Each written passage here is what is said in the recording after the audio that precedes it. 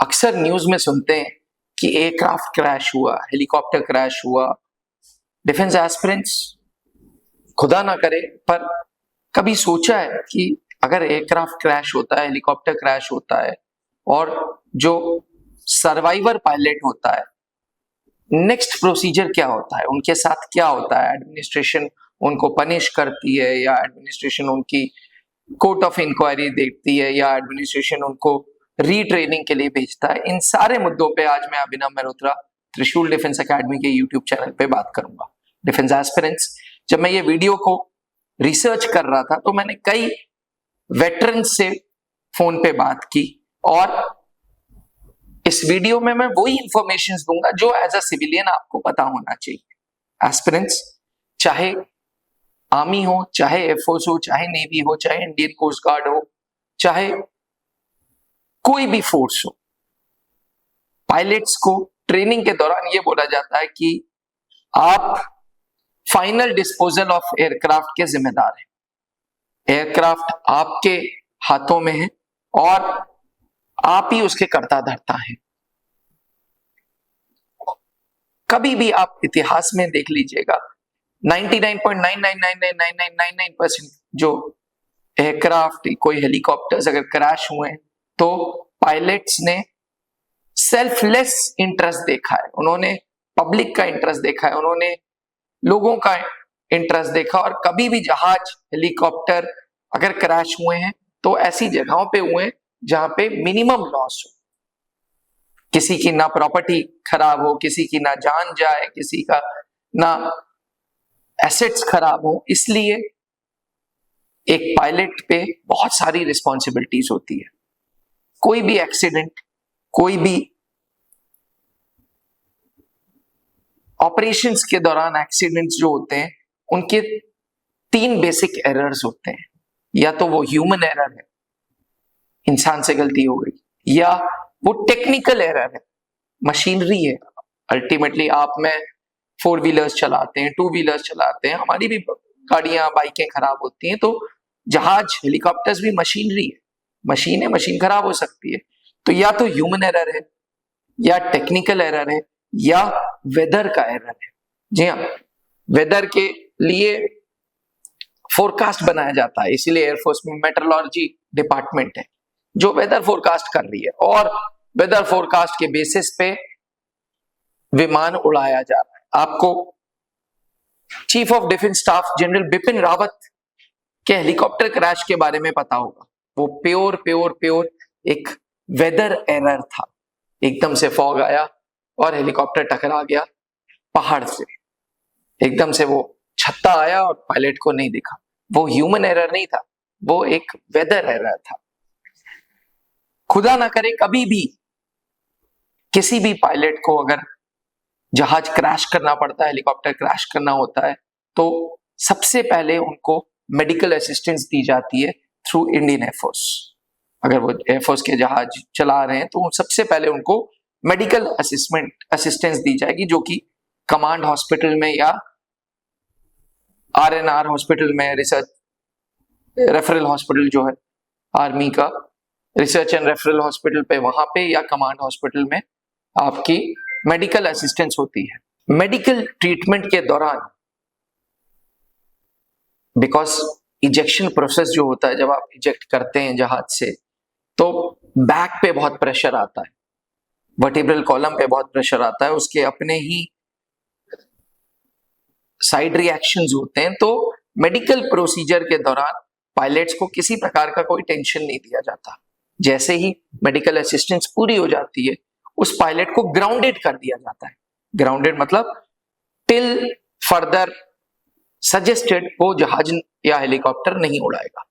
अब ग्राउंडेड के बाद कोर्ट ऑफ इंक्वायरी होती है, जो एयरफोर्स के उच्च अधिकारी, एयरफोर्स के सीनियर्स, उस स्टेशन कमांडर भी होते हैं, और इस कोर्ट ऑफ इंक्वायरी में डिपेंडिंग अपॉन द एरर आपको एक्शंस लिए जाते हैं। जैसे अगर टेक्निकल एरर है, तो टेक्निकल एरर है तो पायलट्स को भी ट्रेनिंग के दौरान बोला गया, भाई टेक्निकल एरर है, तुम इजेक्ट कर सकते हो।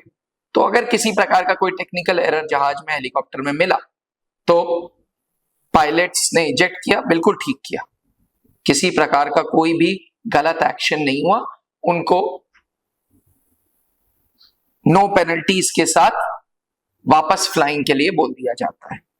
अगर वेदर एरर है, जैसे जनरल बिपिन रावत साहब के साथ हुआ था, तो डिपार्टमेंटल इंक्वायरीज होती हैं, पायलट को क्लीन चिट मिल जाती है, और मेटलर्जी डिपार्टमेंट है, वेदर डिपार्टमेंट है, एटीसीज हैं, अलग अलग जगहों पे ये इंक्वायरीज चलती हैं, और पायलट को नॉट एट फॉल्ट बोला जाता है। जो एयरफोर्स के चीफ थे, एयर चीफ मार्शल धनुआ, जी हाँ, अब तो वो रिटायर कर चुके हैं, उन्होंने भी इजेक्ट किया था।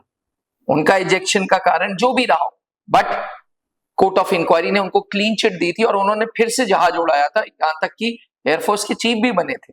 तो ऐसा नहीं है कि अगर कोई विमान क्रैश हुआ तो सिर्फ पायलट की गलती है।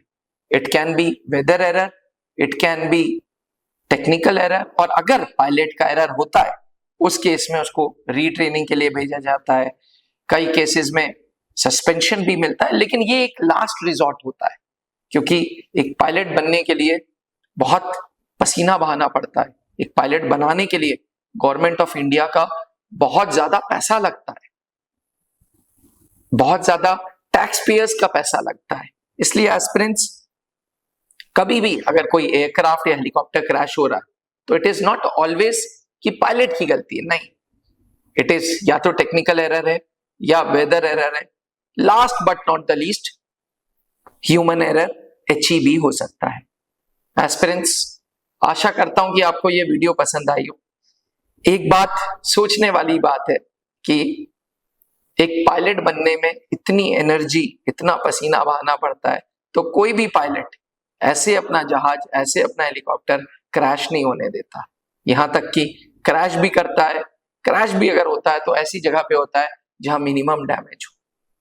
इतने एफर्ट्स लगते हैं कि एयरफोर्स के पायलट को ट्रेन करके बनाने में। अगर आप भी पायलट बनना चाहते हैं, अगर आप भी भारतीय वायुसेना के ट्रांसपोर्ट पायलट, हेलीकॉप्टर पायलट या फाइटर पायलट बनना चाहते हैं, तो एनडीए का एग्जाम दें, सीडीएस का एग्जाम दें, एफकैट का एग्जाम दें, और भारतीय वायुसेना ज्वाइन करके देश की सेवा करें। अगर आप इंडियन एयरफोर्स में पायलट बनना चाहते हैं तो त्रिशूल डिफेंस एकेडमी आपकी मदद कर सकता है, क्योंकि पिछले 20 सालों में 650 से ज्यादा अधिकारी हमने फौज को दिए हैं through national defence academy, combined defence services and AFCAT.